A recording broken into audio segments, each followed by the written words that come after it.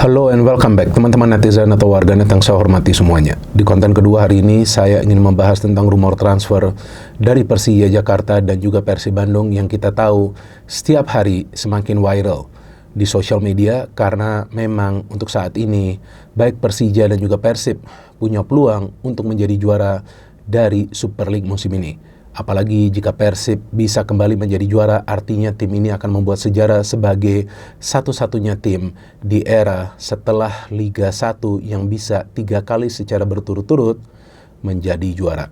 Dan bagi Persija Jakarta, kita tahu klub ini juga punya ambisi untuk bisa kembali menjadi juara setelah sebelumnya mereka terakhir menjadi juara adalah pada tahun 2018 lalu. Meskipun kita tahu bahwa klub ini masih kesulitan untuk bisa bermain di JIS, tapi sejauh ini Persija adalah salah satu tim yang paling produktif selain juga Maluku United, dan juga jujur seperti yang saya katakan sebelumnya dan saya akan ulangi lagi bahwa saya suka cara bermain Persija yang berani bermain menyerang. Cuma resikonya dari bermain menyerang adalah kadang-kadang mereka akan kena yang namanya counter attack. Itu beda dengan Persib Bandung yang biasa lebih berhati-hati ketika mereka bermain, apalagi bermain away.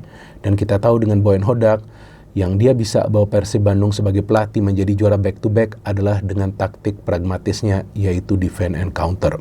Tapi yang menarik kan bahwa dua klub ini dirumorkan mengincar dua pemain timnas kita yang bermain di Eropa.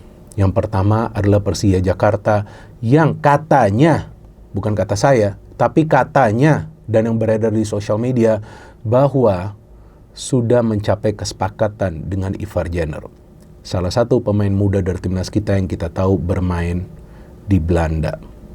Ini bukanlah hal yang mengejutkan bagi saya, karena sebelumnya juga telah saya jelaskan kepada teman-teman, memang saya mendapatkan informasi bahwa Persija mengincar salah satu pemain timnas kita yang bermain di Eropa yang bisa bermain di lini tengah. Karena memang kalau kita melihat dari segi kekuatan Persija di lini tengah, memang yang sudah fix ini hanya Fabio dan Van Basten Souza.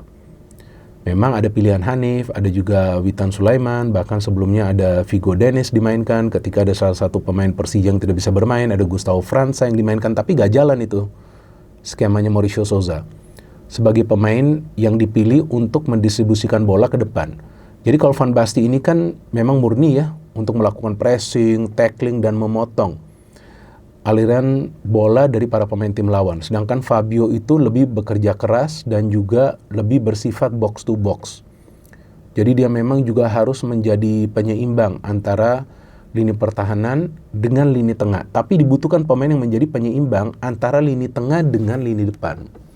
Berarti pemain yang bisa membagi bola. Memang sebelumnya diharapkan kepada Gustavo França, tapi ternyata Gustavo França ini bukan artinya jelek, tapi tidak konsisten. Dan secara chemistry entah mengapa gak tune in juga dengan para pemain Brazil lain yang sudah membela Persija Jakarta. Ini agak aneh juga. Padahal dia juga kan pemain asal Brazil, tapi gak tune in. Walaupun di beberapa pertandingan awal terkesan bagus kan. Ini pemain bahkan saya mengatakan nih dia nih Pak Kumis nih. Tapi setelah itu ternyata mulai drop dia. Dan dari segi fisik juga gak sekuat seperti para pemain Brazil lainnya. Ini yang menjadi masalah bagi Persija. Sehingga ada missing link dari tengah ke depan. Nah memang Persija sebelumnya telah mengontrak Fajar Faturrahman, itu juga adalah pilihan yang baik. Karena itu adalah sesuai kebutuhan, mereka butuh pemain yang lebih kuat di sektor sebelah kanan. Jika pemain itu dimainkan sebagai wingback atau fullback. Ada Bruno Tubarao yang kita tahu gak konsisten, bahkan sudah diberikan kesempatan berkali-kali dan dia membuat blunder juga melawan Persib Bandung. Bahkan mendapatkan kartu merah, dan ada Rio Fahmi juga yang sebetulnya secara attacking bagus, tapi secara defending menurut saya belum bagus. Belum konsisten dia. Tapi Fajar ini attacking and defending kuat. Belum lagi attacking, crossing dia.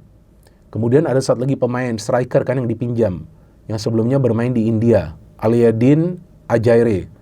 Ya fans dari Persija Jakmania mengatakan bahwa ini namanya Aladin. Ya udahlah Aladin aja lah. Ya, jadi kalau Aladin ini kan seharusnya bisa menyulap. Ini juga bukan pemain kaleng-kalengan. Kalau yang saya lihat cuplikan dia, wah, ini predator di dalam kotak penalti. Mirip lah seperti David da Silva. Bahkan kalau menurut saya nih, dia satu level lebih baik daripada David. Tapi tergantung dia bisa adaptasi atau enggak. Di Super League kan gak gampang. Kan Super League ini salah satu liga terbaik di dunia, bos. Lihat aja tuh. Rafael Struijk kan kewalahan juga dia bermain di Super League. Mungkin dia mengira gampang. Tapi berat juga, Pak. Artinya memang Persija sekarang salah satu missing link-nya ini cuma di tengah. Yang dikatakan nih Ivar Jenner sudah akan gabung ke Persija. Nah, kenapa Ivar Jenner yang dipilih? Kalau menurut saya yang pertama usianya masih muda, yang kedua dia pemain timnas dan dia punya pengalaman yang luar biasa bermain bagi timnas bukan saja di level senior tapi juga di level U23. Dan dia pemain yang penting di dua skuad tersebut, baik U23 dan juga di senior. Dan dia bisa bekerja sama secara baik dan cepat dengan pemain-pemain kita lainnya yang bermain di Eropa atau juga yang bermain di liga domestik. Artinya secara adaptasi seharusnya dia tidak akan membutuhkan waktu yang lama. Meskipun kan kita ini sudah berada di paruh musim ya, sekitar 17 pertandingan lagi kan. Itu yang dilihat Persija. Dan yang kedua tentunya adalah quality. Quality Ivar ini sangat baik dalam hal apa? Dalam distribusi bola dan juga pressing. Mungkin teman-teman nggak teliti bahwa pressing dari Ivar Jenner ini salah satu yang terbaik ketika membela timnas Indonesia. Bagus sekali. Dan apalagi ketika kemarin dia bermain untuk timnas U22, dia bahkan bisa bermain lebih ofensif tuh, bisa bergerak lebih cepat ke depan. Nah, itu yang dibutuhkan Persija, jadi pemain yang bisa memberikan umpan-umpan yang lebih terukur ke depan. Karena gak bisa juga berharap kepada Alano dan Maxwell saja untuk melakukan tusukan-tusukan dari sayap, kemudian mencoba mencetak gol. Karena dalam beberapa pertandingan, dua pemain ini kan di lock. Jadi ketika dua pemain ini di lock, nah tampak jelas Persija itu mengalami yang namanya kesulitan untuk menciptakan peluang. Bukan saja finishing, mau menciptakan peluang saja sulit. Jadi jika mereka mendapatkan Ivar Jenner, feeling saya akan sangat lengkap nih skuad dari Persija. Di depan sudah ada Alaidin, di tengah ada Ivar sebagai salah satu pemain kuncinya bersama Fabio dan juga Van Basten Souza. Dan di sebelah kanan ini kan, yang sejauh ini di putaran pertama menjadi weak point dari Persija, ada juga Fajar. Jadi pemain-pemain yang berpengalaman yang dicari Persija, karena nggak bisa juga dicari pemain-pemain yang belum matang. Ini sisa beberapa pertandingan ini perlu dimanfaatkan, karena kan Persija juga berada nih sekarang di papan atas. Jadi kita tunggu saja teman-teman, jika Ivar Jenner jadi ke Persija, maka feeling saya Persija akan tetap bisa bersaing di papan atas dan juga bisa lebih produktif lagi. Dan sekarang saya ingin membahas tentang Persib Bandung yang sampai saya mau buat konten ini belum ada tuh, Wilujeng Sumping. Ini yang saya lagi tunggu nih. Karena biasanya kan Persib ini, wah kalau mendatangkan pemain nih, wah grade A plus semua nih bos. Meskipun ternyata nanti secara permainan ya tidak sesuai harapan. Kan yang diperlukan ini kan masa adaptasi. Dan saya melihat bahwa sejarah Persib ketika mendatangkan pemain di putaran kedua, ada juga yang berhasil tapi banyak juga yang gagal. Jadi gak semuanya berhasil. Ini yang harus mereka betul-betul teliti. Mungkin itu yang menjadi salah satu faktor mengapa Persib justru membutuhkan waktu yang lama untuk bisa memperkenalkan pemain mereka. Mungkin juga sekarang ini dalam tahap mereka sedang deal. Kalau yang saya dapat informasi memang sudah ada pemain yang mereka siapkan, tapi mungkin juga belum penandatanganan kontrak ya, sehingga mereka belum ingin memperkenalkannya kepada publik. Tapi kan yang ingin saya bahas adalah soal Joey Pelupesi yang sebelumnya saya juga mengatakan, sebelum saya sudah banyak yang mengatakan bahwa dia akan gabung ke Persib. Saya juga mengatakan bahwa ketika saya tahu itu, saya cek dari sumber saya, dan dia juga mengatakan 99% Joey akan ke Persib, tapi ingat ya, ada jejak digitalnya, saya mengatakan belum ada signing kontrak, bahkan belum ada deal. Belum, tapi dalam tahap pendekatan dan juga diskusi serta nanti masuk ke tahap negosiasi. Tapi ketika saya menanyakan kepada sumber saya lagi, yang sudah saya jelaskan juga di podcast terakhir nih Bincang Bareng Binder dengan Glenn Joshua, bahwa yang saya dapat informasi mengalami deadlock. Itu juga informasi yang didapat oleh Glenn Joshua. Artinya deadlock ini apa? Ini yang saya gak paham, karena saya tanya ke sumber saya, apa deadlocknya? Kalau menurut hemat saya secara finansial sih seharusnya gak ada masalah dari Persib. Tapi mungkin juga yang dikhawatirkan jangan sampai nanti masa adaptasinya ini sulit bagi Joey, karena Joey belum pernah bermain di luar Eropa sebelumnya. Itu mungkin menjadi salah satu faktor yang dikhawatirkan oleh manajemen Persib, sehingga mungkin itu yang membuat sekarang ini negosiasinya itu deadlock.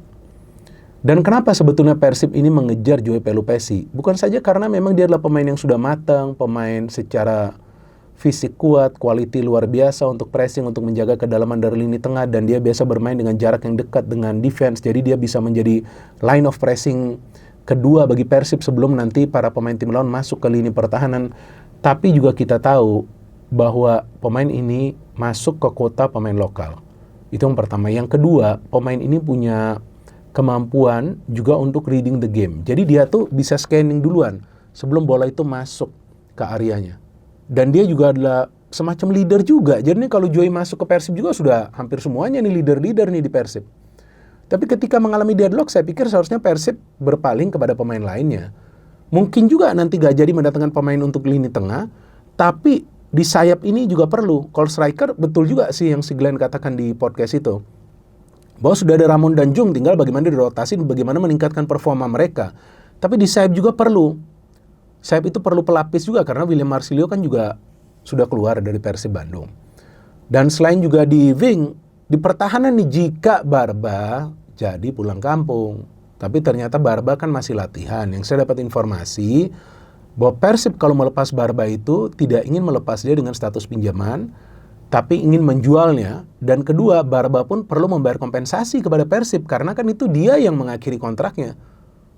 Betul kan? Artinya Persib tidak ingin menjual dia, tapi Barba yang ingin mengakhiri kontraknya. Mungkin itu yang sekarang ini tidak mencapai titik temu. Tapi bagi Persib, tentu mereka tidak ingin melepas Barba begitu saja. Agak fair dong juga, ya kan?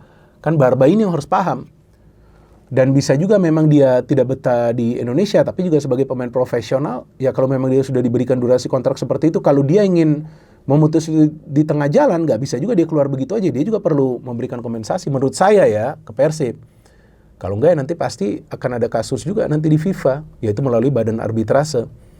Tapi saya pikir sebaiknya juga ya ada kesepakatan lah antara kedua belah pihak, apakah Barba stay atau nanti Barba pulang, tapi dengan kesepakatan yang baik supaya kondusif. Dan jika Barba ini memang jadi pulang kampung, harus ada back tengah yang kuat di datangkan Persib Bandung. Dan Persib ini punya sejarah yang baik untuk mendatangkan pemain-pemain bertahan. Kita tahu lah bagus-bagus pemain-pemain bertahan dari Persib dari musim ke musim, nggak perlu lah saya jelaskan kepada teman-teman. Baik di era-era sebelumnya juga, kuat-kuat pemain-pemain mereka, baik yang lokal dan juga yang asing. Karena Persib tuh mementingkan bagaimana lini pertahanan mereka tuh kuat. Jadi kalau memang nanti mereka mendapatkan back yang kuat, nah ini harus mereka coba tune in dengan Julio Cesar dan juga Matri Cardi, dan juga rotasi yang perlu dilakukan oleh Boyan Hodak. Dan memang banyak yang juga menanyakan bagaimana dengan Adam. Kalau yang saya dapat informasi, memang statistiknya masih belum memuaskan bagi Boyan Hodak. Jadi Boyan Hodak ini kan melihat pemain ketika diberikan kesempatan bermain dan juga tentunya dalam sesi latihan, maka itu dia masih memilih Teja yang memang lagi top, on fire. Tapi bagaimana jadinya nanti jika Teja cedera dan kemudian ada masih gak dipercaya, Fitra kembali diberikan kesempatan seperti di pertandingan Borneo. Oke, lawan Borneo dia bagus, tapi belum tentu juga itu bisa dia pertahankan, karena Fitra ini bukan artinya pemain yang jelek, tapi masih sangat muda, Pak. Jadi memang dia harus diberikan menit bermain itu secara perlahan-lahan agar dia bisa langsung masuk, nyetel ke tim ini. Tapi ya itu yang sekarang kita tunggu kan, dan saya nggak tahu juga nih nanti cara perkenalan pemainnya seperti apa nih.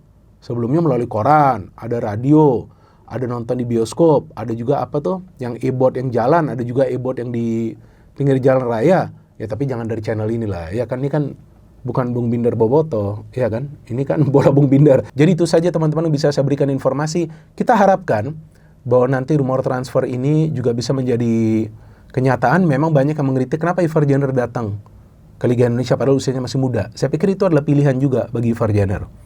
Memang saya juga berharap Ivar tetap berada di Eropa bermain di sana, tapi saya melihat pemain seperti Eliano yang kesini, ya kan, sebagai pemain muda. Kalau dia di sini bisa mainnya bagus, kemudian dia juga bisa beradaptasi dengan cuaca, itu juga yang akan memberikan manfaat bagi timnas Indonesia kita, teman-teman. Jadi kita juga sebagai supporter timnas jangan sampai egois juga. Kita juga harus melihat bagaimana caranya pemain tersebut bisa nanti beradaptasi dengan cuaca tropis dan juga tentunya memberikan yang terbaik bagi timnas kita. Dan saya pikir gak jelek juga sekarang liga kita. Bagus kok, buktinya banyak sekali pemain-pemain keturunan kita yang sebetulnya ingin bermain di sini, tapi mungkin beberapa di antaranya masih menahan dulu. Tapi bukan tidak mungkin, musim depan nanti akan semakin banyak pemain-pemain keturunan kita yang sekarang bermain di Eropa yang menjadi bagian dari timnas Indonesia akan juga bermain di Super League, dan itu tentu adalah pilihan bagi mereka. Dan kita tunggu apakah Ivar Jenner akan jadi ke Jakarta atau tidak. Saya tidak mendapatkan informasi yang real, tapi saya tahu memang ada keinginan dari Persija untuk mendatangkan pemain di tengah, yaitu pemain timnas yang bermain di Eropa.